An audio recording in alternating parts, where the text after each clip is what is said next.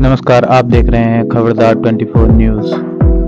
रूप से मिलनी चाहिए, क्योंकि एक बार को आप सोचिए, आखिर उस बच्चे की गलती क्या होती है जो एक गरीब घर में पैदा होता है और उसको बेहतर शिक्षा से वंचित होना पड़ता है। शिक्षा के सामने एक पैसे की दीवार खड़ी है, जो जितनी ऊंची दीवार लांघ सकता है, जो जितना अधिक पैसा शिक्षा पे खर्च कर सकता है, वो उतनी बेहतर शिक्षा पा सकता है। लेकिन अगर एक देश एक है, लोकतांत्रिक देश है, तो शिक्षा भी सबको एक समान रूप से तो मिलनी ही चाहिए। आज परिस्थिति ये है कि एक तरफ तो प्राइवेट स्कूल हैं जो लूट के अड्डे बने हुए हैं, वहां पे आप एडमिशन कराने जाएंगे तो सिर्फ एडमिशन के नाम पे ही आपको 10,000 20,000 रुपए देना होगा। और कमीशन खोरी का ऐसा धंधा है कि कॉपी, किताब, टाई, बेल्ट, ड्रेस, जूता कहाँ से खरीदना है ये आप नहीं तय करेंगे वो प्राइवेट स्कूल वाले। यानी आम लोगों की मेहनत की आखिरी कौड़ी उनके जेब से वसूल लेना चाहते हैं। और दूसरी तरफ सरकारी स्कूलों में न तो पर्याप्त टीचर है, न पर्याप्त बिल्डिंगें हैं। 2019 का ही ये पुराना आंकड़ा है कि हर 100 में से 52 स्कूलों में या तो एक टीचर है या 2 टीचर हैं, और उन्हीं टीचरों के ऊपर जिम्मेदारी थोप दी जाती है कि जनगणना करो, मतगणना करो, पशु गणना करो, तमाम काम करवाए जाते हैं। और 19 के बाद से तब से कितने टीचर रिटायर हुए होंगे, और 18 के बाद से कोई टीचर की वैकेंसी भी नहीं होगी। आप खुद भी सोच सकते हैं ये परिस्थिति और कितनी बिगड़ी होगी।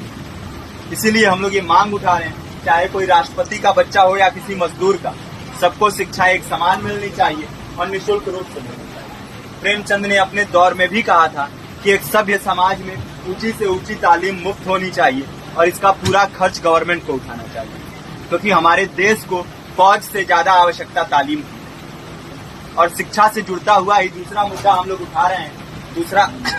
दूसरा मुद्दा है रोजगार का। रोजगार की परिस्थिति ये है कि आज सरकारी सेक्टर हो या प्राइवेट, सब कुछ ठेका संविदा के हवाले किया जा रहा है। परमानेंट नौकरियां लगातार घटाई जा रही है। इसी रेलवे में 1995 के आसपास लगभग 18.5 लाख कर्मचारी काम करते थे, लेकिन आज उनकी संख्या 12 लाख है। आप खुद भी सोच सकते हैं कितने बड़े पैमाने पे परमानेंट पदों को घटाया जा रहा है। और आज आलम ये है, एक तरफ लाखों पद खाली पड़े हैं, फिर भी कोई वैकेंसी नहीं निकलती। जो वैकेंसियां निकलती हैं उनमें भ्रष्टाचार होता है, पेपर लीक हो जाते हैं। RO, UP police, BPSC, SSC, CGL, ऐसे तमाम पेपर लीक हो चुके हैं, आप लोग भी जानते ही।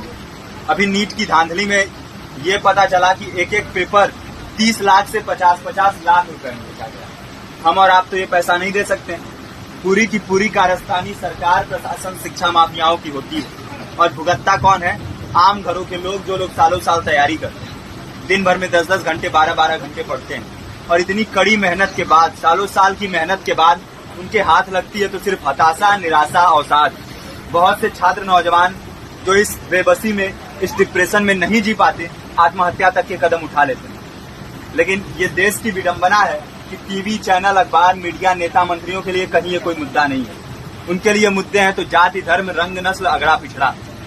आज जब पूरी परिस्थिति इतनी भयावह है तो ये जरूरी है कि लोगों के बीच में जाया जाए, लोगों को संगठित किया जाए और एकजुट किया जाए। क्योंकि आज अगर अपने मुद्दों पर बोलेंगे नहीं तो कल को ये परिस्थिति और बिगड़ेगी। हो सकता है ले दे के अपनी जिंदगी तो हम लोग काट ले जाएंगे, लेकिन आने वाली पीढ़ियों को क्या भविष्य दे के जाएंगे, ये भी सोचने वाली बात है। हमारे साथी ने आपको पर्चा दिया है, पर्चा आप तक पहुंच गया है। पर्चे में और भी बातें हैं, इसको पूरा विस्तार से पढ़िए। पर्चे में हमारा नंबर है, संपर्क कीजिए। फेसबुक का, इंस्टाग्राम का लिंक है, आप वहां पे जाएंगे तो आपको पता भी चलते रहेगा कि लगातार किन किन माध्यमों से हम इस अभियान को चला रहे हैं। नुक्कड़ नाटक, संगीत, शिक्षा सहायता मंडल, लाइब्रेरी, तमाम माध्यमों से इस अभियान को चला रहे हैं और कोशिश कर रहे हैं कि बड़े से बड़े पैमाने पर हर जगह पे लोगों को संगठित किया जाए और एकजुट किया जाए। आपके बीच भी आए हैं आपका साथ और सहयोग दें।